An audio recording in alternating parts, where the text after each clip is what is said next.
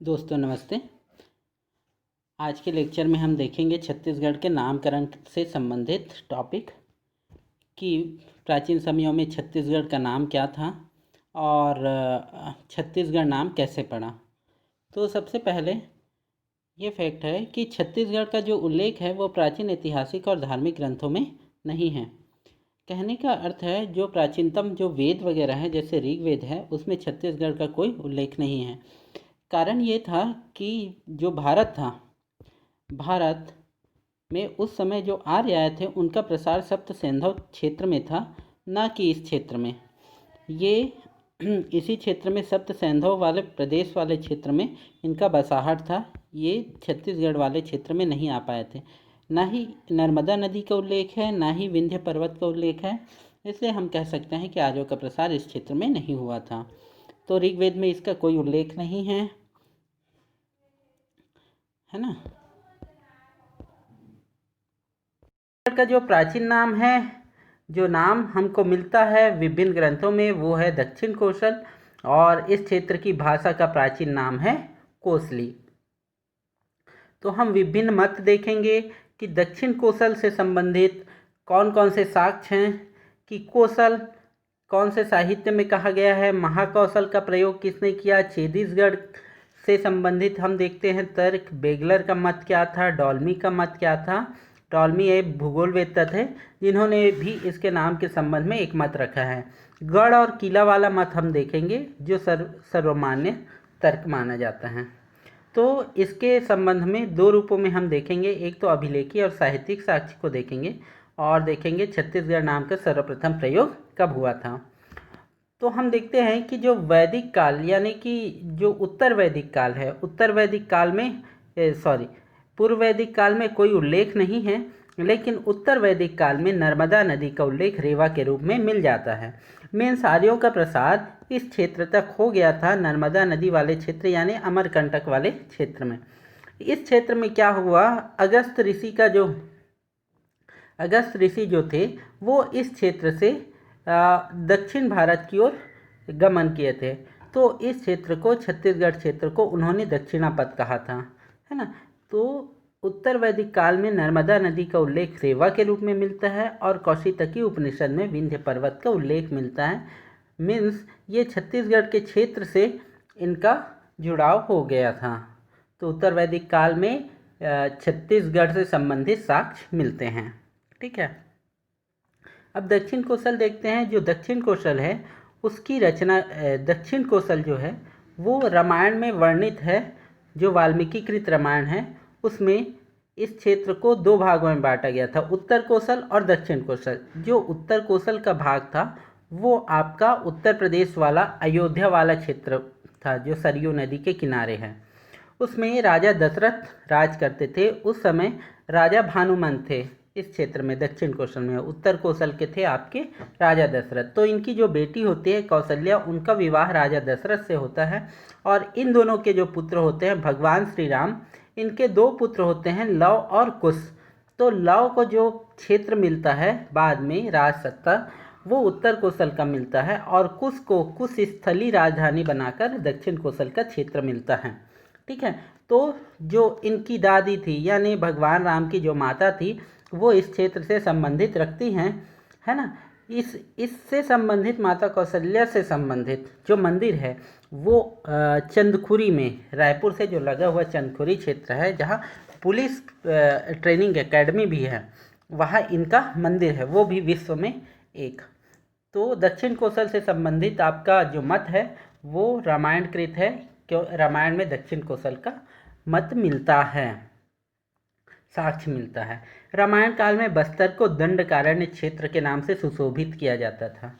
और आगे हम चले, जो महाजनपद काल है जिसे बुद्ध काल भी कहते हैं, बुद्ध, महावीर स्वामी, इनका जो समय काल रहा, जिस समय जो उत्तर भारत था वो लगभग महाजनपद में बटे हुए थे और टोटल 16 महाजनपद थे। उनमें से एक महाजनपद था आपका दक्षिण कोसल। तो इस दक्षिण कोसल का जो क्षेत्र था वो अभी छत्तीसगढ़ के क्षेत्र के नाम से जाना जाता है।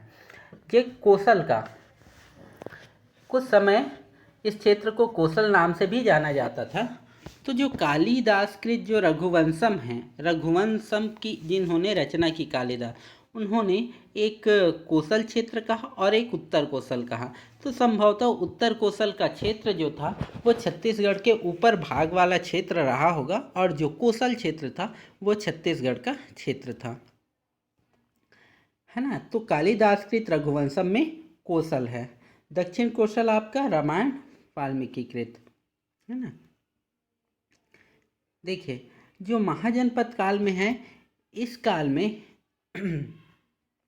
इस काल में गौतम बुद्ध और जैनों का, है ना, एक काल कहलाता है। तो इस काल में भी इस क्षेत्र में दक्षिण कोसल जो हेन्सवांग जो 639 ईस्वी में छत्तीसगढ़ आए थे, जिन्होंने सिरपुर और मल्हार की यात्रा की थी, उन्होंने अपने यात्रा वृत्तांत, है ना, सियूकी में कियासलो करके इस क्षेत्र को सुशोभित किया है, कियासलो, और रचना उनकी है सियों की। उन्होंने बताया है कि जो 3 महीने थे उन्होंने महावीर स्वामी ने गौतम बुद्ध ने 3 महीने दक्षिण कोसल की राजधानी में बिताए थे। ठीक है, तो ये दक्षिण कोसल जो क्षेत्र था वो छत्तीसगढ़ ही क्षेत्र था। कोसल और प्राग कोसल, कोसल और प्राग कोसल जो क्षेत्र है वो महाभारत काल में छत्तीसगढ़ को कहा जाता था। प्राग कोसल का जो क्षेत्र था, सहदेव द्वारा जो जीता गया क्षेत्र था उसको प्राग कोसल के रूप में, और कर्ण द्वारा जो विजय यात्रा निकाली गई थी वो कोसल के रूप से सुशोभित किया जाता है। तो महाभारत काल में छत्तीसगढ़ क्षेत्र को कोसल या प्राग कोसल के रूप में, और बस्तर को कांतार के रूप में जाना जाता था। गुप्त काल में इस क्षेत्र को कोसल या दक्षिणापथ के नाम से जाना जाता था।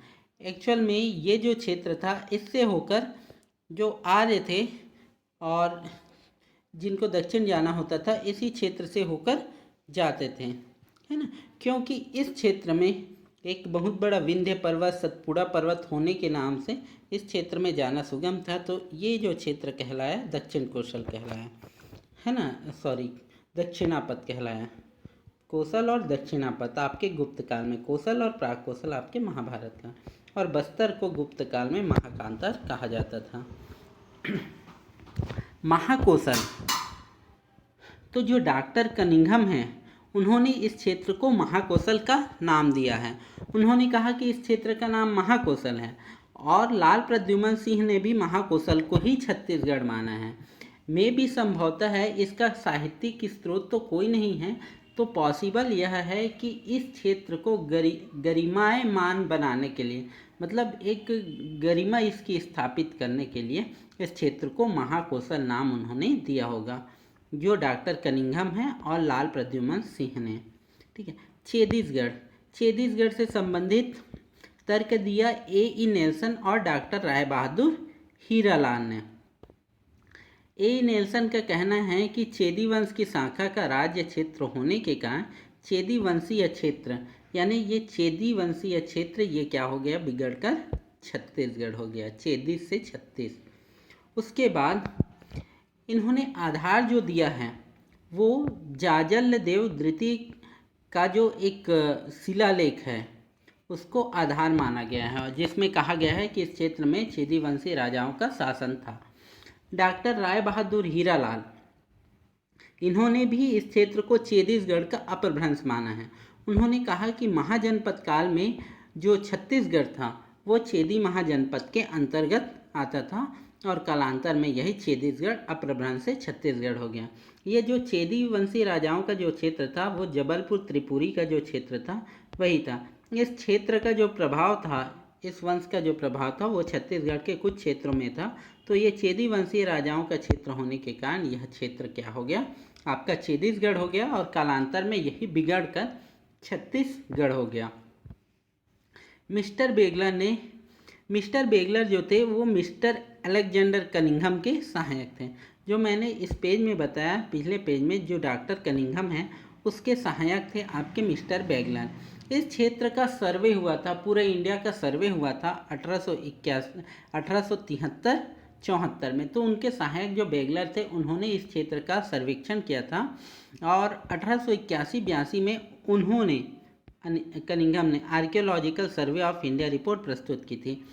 उन्होंने तो बेगलर ने इस क्षेत्र के बारे में बताया कि इन्होंने बताया कि द्वापर युग में राजा जरासंध के काल में जो 36 चर्मकार थे, उनका परिवार पलायन करके इस क्षेत्र में आया और 36 घर बनाए। 36 घर से ये धीरे धीरे ये छत्तीसगढ़ हो गया, पर ये तर्क मान्य नहीं है। ठीक है, आगे हम चलें। अन्य तर्क जो है वो 36 कुल, यहाँ जो गोपाल मिश्र हैं और बाबू रेवाराम हैं, जो कवि हैं और इतिहासकार हैं, तो इन्होंने अपनी रचनाओं में 36 क्षत्रिय कुलों का उनका कहना है कि रतनपुर नगरी में 36 क्षत्रिय कुलों ने राज किया था, है ना।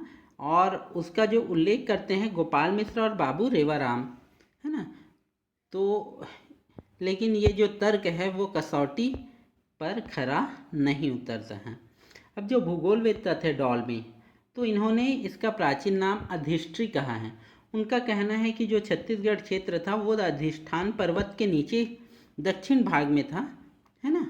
इसलिए इस क्षेत्र को अधिष्ठित्री या अधिष्ठात्रीगढ़ के से का जो अधिस शब्द है, अधिस से आपका 36 हो गया। तो बहुत सारे जो मत है वो कहते हैं कि ये अपभ्रंश है, ये अधिस का अपभ्रंश है, और डॉक्टर राय बहादुर हीरालाल कहते हैं ये छत्तीसगढ़ का अपभ्रंश है। तो ऐसे अपभ्रंश वाले मत भी दिए गए हैं। जो सबसे सर्वमान्य तर्क है जिसमें हम आते हैं वो किलों से संबंधित हैं।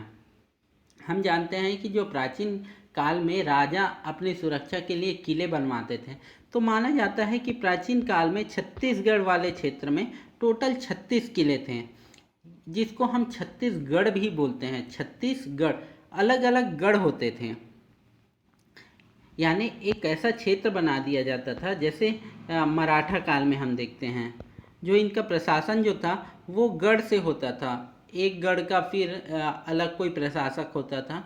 तो संभवतः जो छत्तीसगढ़ है उसमें जो गढ़ रहे होंगे, अलग अलग गढ़ रहे होंगे। जैसे हम देख लेते हैं जो चिस्म है, चिस्म जो थे इतिहासकार हैं और छत्तीसगढ़ के प्रथम बंदोबस्त अधिकारी थे। मोस्ट इम्पॉर्टेंट फैक्ट, छत्तीसगढ़ के प्रथम बंदोबस्त अधिकारी डॉक्टर चिस्म।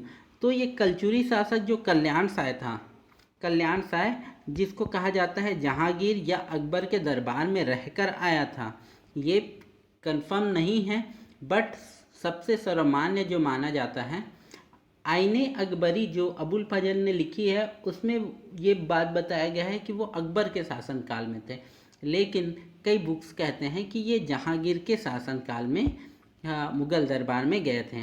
तो इनकी जो जमाबंदी प्रथा है वो बहुत ही फेमस थी। तो इस क्षेत्र में उन्होंने 36 गढ़ बनाए थे प्रशासन के दृष्टिकोण से, जमाबंदी के दृष्टिकोण से। तो उन्होंने शिवनाथ नदी के उत्तर और दक्षिण में क्रमशः 18 गढ़ बनाए थे, और माना जाता है कि इसी के नाम पर छत्तीसगढ़ का नाम ही छत्तीसगढ़ पड़ा, है ना। और ये जो छत्तीसगढ़ से संबंधित एक और तर्क है कि यहाँ छत्तीसगढ़ रहे होंगे। तो जो ब्रह्मदेव थे वो रायपुर के कलचुरी शासक हैं। उन्होंने खल्लारी अभिलेख में 18 गढ़ों का उल्लेख किया है, रायपुर क्षेत्र के 18 गढ़। एक्चुअल में क्या था, ये जो क्षेत्र था वो 2 भागों में बटा था, ये रायपुर क्षेत्र और ये रतनपुर क्षेत्र। तो रतनपुर क्षेत्र में 18 गढ़ थे और रायपुर क्षेत्र में 18 गढ़। तो यहाँ के जो शासक थे वो इनसे 14वीं शताब्दी में इनसे अलग हो गए थे, और अलग से रायपुर क्षेत्र में कलचुरी वंश की यानी लहुरी शाखा की एक स्थापना की थी। तो इनके खल्लारी अभिलेख में, क्योंकि खल्लारी इनकी प्रथम राजधानी थी, रायपुर वंशियों की ये प्रथम राजधानी थी खल्लारी, तो उन्होंने वहाँ रायपुर के 18 गढ़ों का उल्लेख किया था। जो तवारीख हैहय वंशी राजाओं की, जो बाबू रेवाराम की एक अप्रकाशित ग्रंथ है, उसमें भी 36 गढ़ों की संख्या दी गई है। उन्होंने कहा कि रतनपुर और रायपुर में 18 गढ़ थे और टोटल 36 गढ़ हैं करके। देखो रतनपुर राज्य के अंतर्गत है ना जो 36 गढ़ थे, जिसकी सूची अत्यंत विश्वसनीय और स्थानीय लेख से भी प्राप्त हो चुकी है। और सबसे महत्वपूर्ण बात, जो मराठा काल थे उसमें एक गढ़ एक प्रशासनिक इकाई होती थी। एक गढ़ के 84 गांव बनते थे। इस 84 गांव का एक प्रशासन होता था। तो संभवतः छत्तीसगढ़ के 36 गढ़ों के नाम से इसका नाम छत्तीसगढ़ पड़ा होगा। तो ये बहुत सारे सपोर्टिंग फैक्ट हैं जो गढ़ या किला के संबंध में व्यक्त किए जाते हैं। अब हम देखते हैं अभिलेखी और साहित्यिक साक्ष्य कौन कौन से हैं जिसमें छत्तीसगढ़ के विभिन्न नाम मिलते हैं। जैसे समुद्रगुप्त की प्रयाग प्रशस्ति है जिसमें दक्षिण कोसल नाम मिलता है। जो सोमेश्वर देव का कुरुसपाल शिलालेख है 1069 ईस्वी का, वो भी दक्षिण कोसल लिखता है इस क्षेत्र को। ये जो सोमेश्वर देव था वो जाजल्य देव प्रथम का समकालीन था, जिसको जाजल्य देव प्रथम ने सजा दंड देने के नाम से इसको मंत्रियों समेत पूरा बंदी बना लिया था। लेकिन इनके माता के कहने पर सोमेश्वर देव को छोड़ दिया गया था। तो सोमेश्वर देव ने एक कुरुसपाल शिलालेख लिखवाया था 1069 में। तो इस क्षेत्र में का उन्होंने दक्षिण कोसल के नाम से वर्णन किया है। जो जाजल्य देव प्रथम का जो रतनपुर शिलालेख है वो भी दक्षिण कोसल लिखता है। ये दोनों समकालीन थे, है ना। जो पृथ्वीदेव प्रथम है उनका रायपुर ताम्रपत्र मिला है, वो मिला है आपका 1069 ईस्वी में। उसमें उन्होंने इस क्षेत्र को कोसल लिखा है। और जो गंगाधर मिश्र हैं जो 17वीं शताब्दी के आंचलिक कवि थे, उन्होंने इस क्षेत्र को दक्षिण कोसल लिखा है।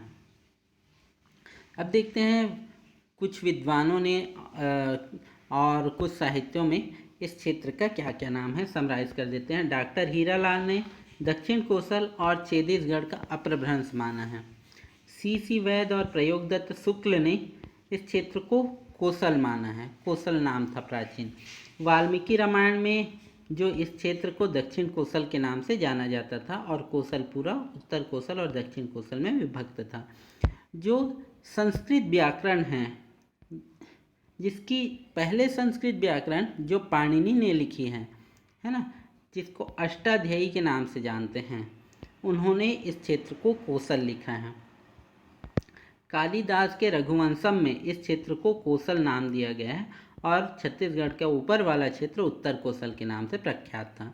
जो हुएनसांग थे जो 639 ईस्वी में छत्तीसगढ़ में सिरपुर और मल्हार की यात्रा की थी, इन्होंने इस क्षेत्र को कियासलो बोला है। कियासलो यानी दक्षिण कोसल। इनकी पुस्तक है सीयू की। जो मुगल काल है, मुगल काल में अबुल फजल का जो आईने अकबरी है इस क्षेत्र को रतनपुर राज्य के नाम से उल्लेखित करता है। तो जो वर्तमान छत्तीसगढ़ भाग है वो दक्षिण कोसल का एक मध्य भाग था, है ना। अब देखते हैं छत्तीसगढ़ नाम का उल्लेख सर्वप्रथम किसने किया था। तो सर्वप्रथम जो दलराम राव है ना, जिसको दलपत राव भी बोलते हैं, उन्होंने 1494 ईस्वी में इस क्षेत्र का नाम छत्तीसगढ़ सर्वप्रथम इसका प्रयोग किया था अपने कविता में। ये खैरागढ़ राज्य के जो राजा थे लक्ष्मी निधि राय, उनके दरबारी कवि या चारण कवि कह सकते हैं, उन्होंने एक कविता लिखी थी दलराम राव ने कि लक्ष्मी निधि राय सुनो चित दे गढ़ छत्तीसगढ़ में ना गढ़ैया रही। तो सर्वप्रथम छत्तीसगढ़ नाम का प्रयोग इनके कविताओं में मिलता है। फिर दूसरी बार छत्तीसगढ़ नाम का प्रयोग कवि गोपाल मिश्र की कविताओं में, जिन्होंने रचना खूब तमाशा लिखी है। ये खूब तमाशा ऐसी रचना है जिसमें उन्होंने मुगल राजा जो औरंगजेब थे उनके शासन की कड़ी आलोचना की है, कड़े शब्दों में आलोचना की है।